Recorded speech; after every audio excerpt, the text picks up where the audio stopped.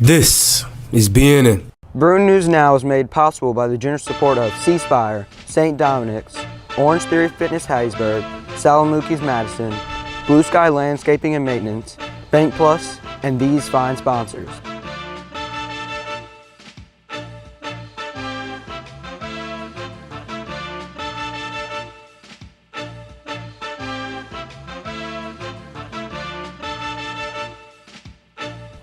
This week on the show, we talked to several recent St. Joe alumni who are attending seminary with dreams of being a Catholic priest.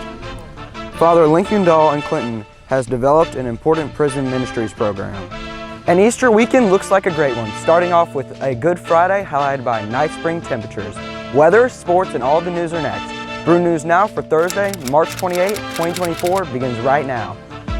From the BNN headquarters on the campus of St. Joseph Catholic School in Madison, this is a special edition of Mississippi's High School News Leader, the state's #1 student-produced weekly newscast, Bruin News Now. This week, reporting from the Catholic Diocesan offices in downtown Jackson. Howdy everyone, I'm Emerson Irwin. And I'm Maddie Claire Spence. Welcome to the special Holy Week edition of Bruin News Now. As you can see, we're not in our usual location. Today we are in downtown Jackson at the Cathedral of St. Peter the Apostle. This week is Holy Week, the holiest week of the church calendar, in which we honor and remember Jesus' last week of life on earth. Here at the Cathedral, as at other Catholic churches here and around the world, everyone is preparing for Holy Thursday Mass today.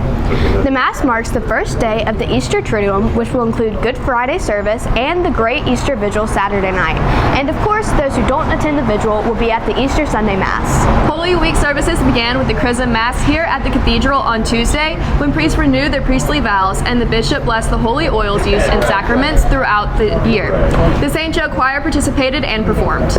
Also joining the Mass were several seminarians studying for the priesthood, including some of our very own St. Joseph Catholic School alumni. BNN's Adriana Terrazas caught up with them and filed this report.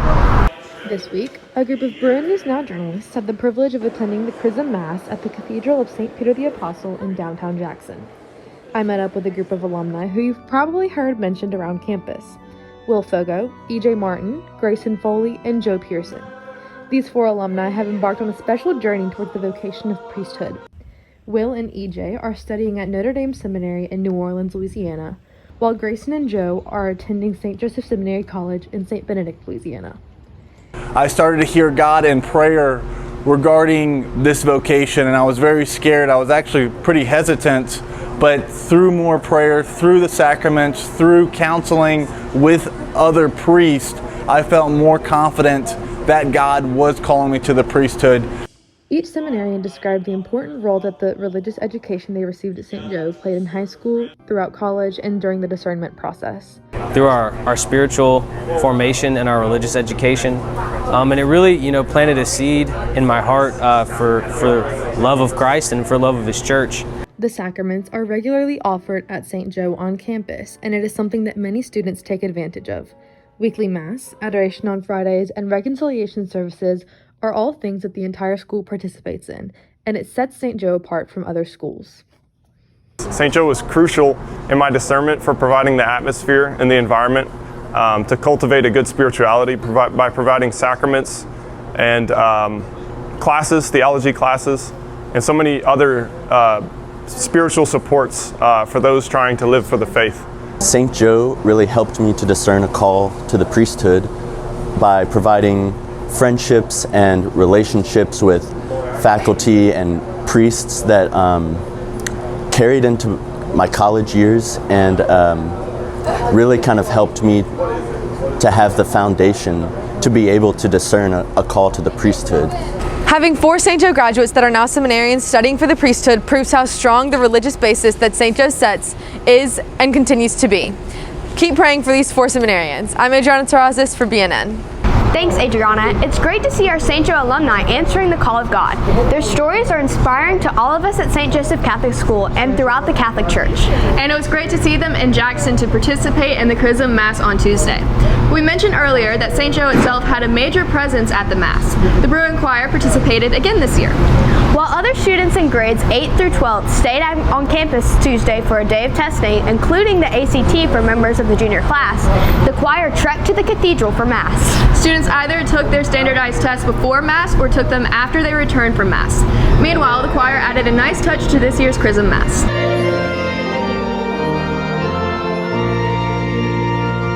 As we said earlier, today is Holy Thursday and marks the start of the Easter Triduum.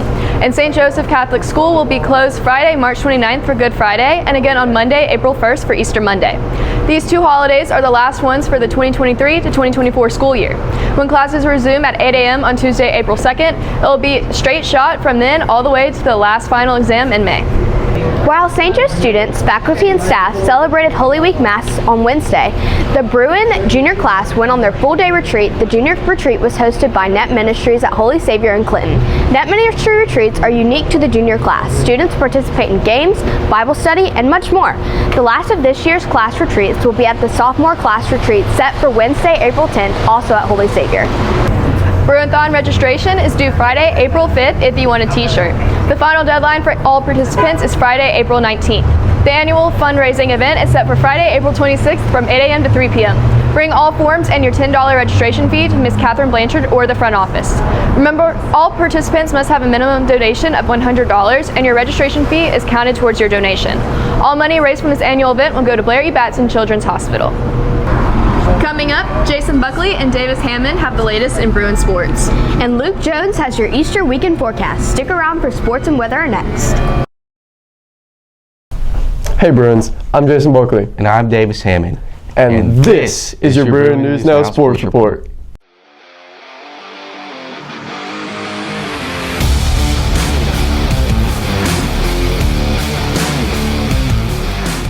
Topping sports this week is Bruin baseball. The Bruins finally opened MAIS District 6A play on Tuesday when they played on the road at Hartfield Academy. This is the first year Bruin baseball has played in this district. And Tuesday night was a rough start as the Bruins fell to Hartfield. After a rough week last week, they saw the Bruins lose to Lloyd Star at home and on the road. The Hartfield loss added to the pain. The good thing is Bruins, now 12-6 on the year, can bounce back tonight when they play once more at Hartfield. First pitch night is 4:30 p.m. for the JV team and 6:30 p.m. for the varsity team. The Bruins also will face Hartfield once more, this time at home in the afternoon game Friday right here at DM Howie Field. The JV will not play Friday, only the varsity will see action with first pitch at 1 p.m. Friday is a holiday, so head out to campus to cheer on your Bruins to a win. And we are going to clean it up on defense and have some more quality at bats. Last week, the tennis team lost 5-4 against PCS and also lost 5-4 against St. Augustine. Bruin Tennis had no matches this week. However, the team is set to tackle a major community service project. Tennis players will help Shower Power on Good Friday for their Good Friday project. Team members and coach Leanne Peroni believe that the service project is a great way for the team to give back to those in need. We've been raising money all year to make money for Penn's Catfish, which we're giving out to the homeless people in Jackson. We've been doing it for 3 years, and it's been the highlight of my year every year. Finally, 2 Bruin soccer players signed scholarships offers last week to play at the next level beginning next fall. Bruin seniors Fritz Barber and Braylon Poindexter were surrounded by friends and family when they made it official. Barber signed to play soccer at Northwest Mississippi Community College, Senatobia, just south of Memphis, and Braylon has signed with Mississippi Gulf Coast Community College in Perkinston. Being able to sign with Northwest is just a huge blessing, and it's just a great opportunity, and hopefully Braylon and me can use our gifts to excel in the next level. That's it for this edition of the Bruin News Now Sports Report. It's been a short but busy week. Join us again next week for more in Bruin Sports. I'm Jason Buckley. And I'm Davis Hammond. Go Bruins.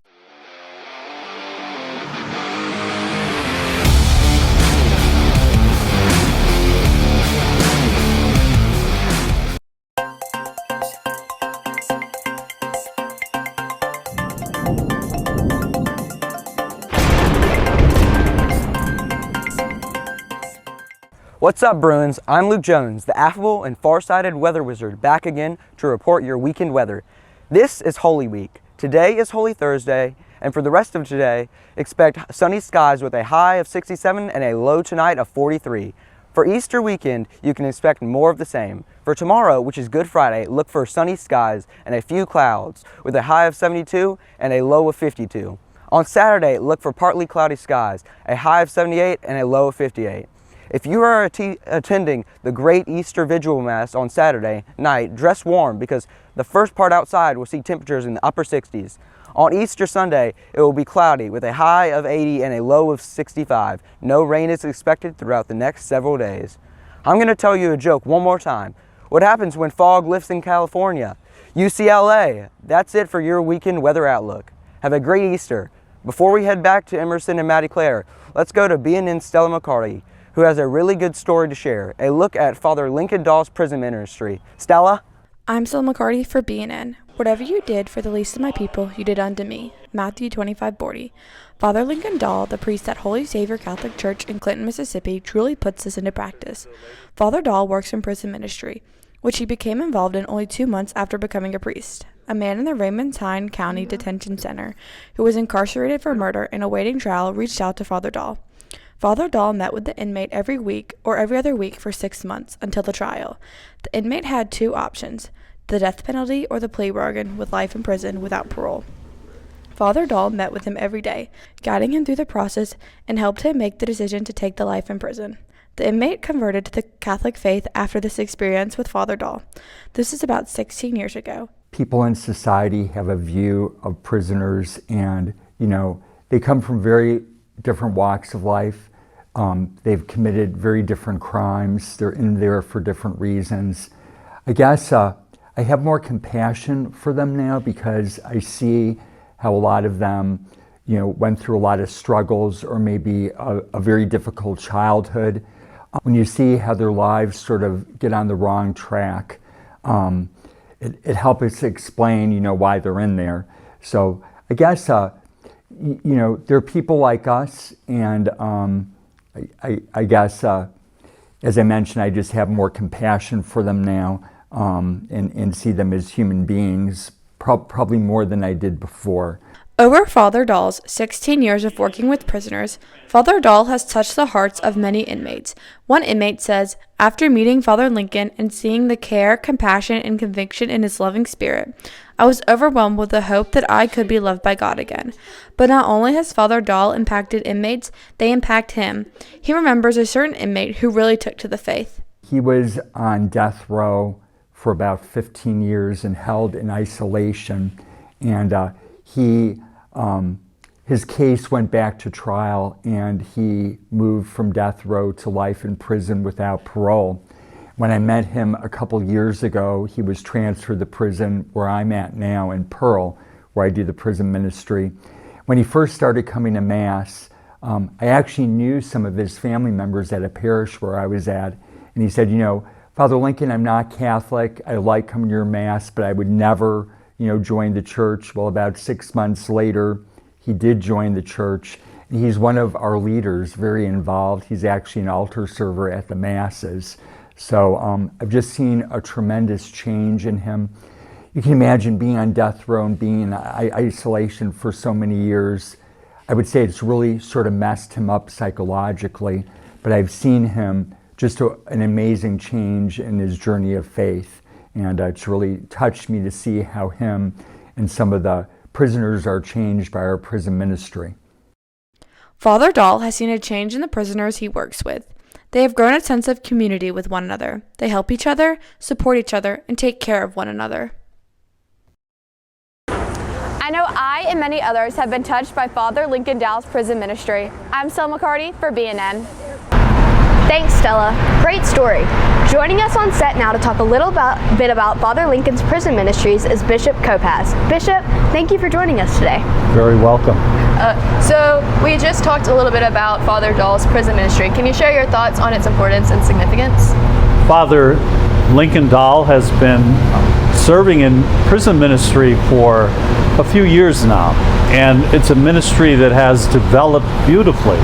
Remember, part of Matthew's gospel at the end, Jesus is saying, when I was in prison, you visited me. So it's a very important mission of our church, and Father Lincoln has embraced it wholeheartedly, and he's been developing it now for a few years, and it takes time. And it's not just a matter of Father Lincoln going with his team. That's really the beginning, but then developing within the prison various ministries. So you actually have those who are incarcerated serving and organizing and inviting. And with this being Holy Week, earlier in the show we took a look at St. Joe alumni who are now seminarians for the diocese. Can you tell us how important and significant that is? This week is really a high point with the priests who renew their vows every year at the Chrism Mass. Seminarians will serve at the Chrism Mass, and then they'll disperse to some parishes for the Triduum. But our seminarians are doing very well. We have at this time 7 who are in formation and discerning, and 4 are from St. Joe's. And that is such a blessing. And we're grateful to them and their families and the school community through the years. So they're all at a little different stage, but again, that just speaks so well of our school community. So we're very grateful, and we ask your prayers for our seminarians and priests, and God's blessing upon all of you as the sacred Triduum unfolds and we prepare for Easter. Well, thanks for joining us today, Bishop Kopaz. We know you have a lot to do to prepare for this weekend's Easter celebration. Well, that's it for this edition of Brew News Now. Thanks for joining us. Be sure to like, comment, share, and subscribe to the BNN channel on YouTube, where you will find this episode and all previous editions of Brew News Now and other student-produced programming. Remember to follow the BNN Instagram for more news and sports updates. And join us next week for another special edition of BNN, this time filmed on location at the University of Mississippi in Oxford. Emerson and I and many other Bruin student journalists will be there attending the Mississippi Scholastic Press Association Convention on Tuesday. I'm Maddie Claire Spence. And I'm Emerson Irwin. And I'm Bishop Kopaz, wishing you a happy Easter.